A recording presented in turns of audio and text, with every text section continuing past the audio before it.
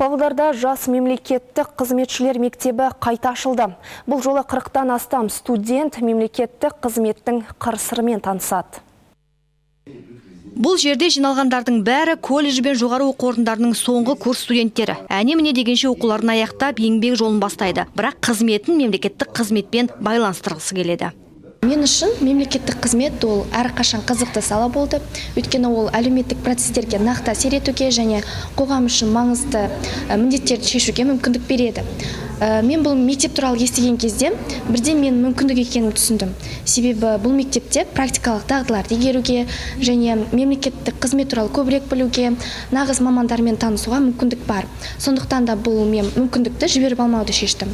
Жалпы бұл мектептің мақсаты талантты жастар арасында мемлекеттік қызметке әлеуетті білімдерді кеңейтіп, оларды кандидаттарды шығару, олардың жеке қасиеттерін көбейту, және де бұл мектепте теориялық білім ғана емес, сонымен қатар практикалық дағдыларды игеруге мүмкіндік бар. Өзімнің болашақ мамандығымды заңгер, сол мамандығыммен бірге бұл мемлекеттік қызмет мамандығын біріктіргім келеді. Болашақта білікті кәсіби маман болғым келеді. Осындай жастар үшін біздің елімізде жас мемлекеттік қызметшілер мектебі жұмыс жасайды. Оған тек оқу орындарының 3-4 курс студенттері ғана қатысады. Өндірістік тәжірибені өздері таңдаған мемлекеттік органда өтеді. Осылайша өмірін мемлекеттік қызметпен байланыстырады. Жоба біздің өңірде екінші рет өтіп отыр. Оған 40-тан астам жас қатысып отыр.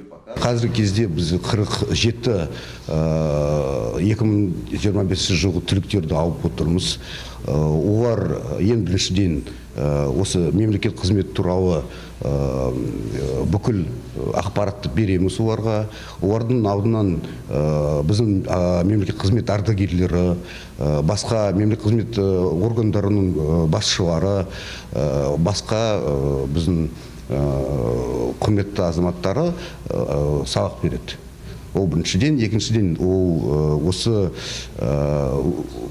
өз оқу орындарында тәжірибелік практикасы бар.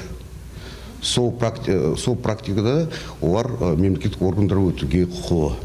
Олар өздері таңдайды, ол мүмкін әкімдік бола ма, ол мүмкін салық департаменті, немесе бір басқа департамент, басқа мемлекеттік органдар бола ма, өздері таңдайды.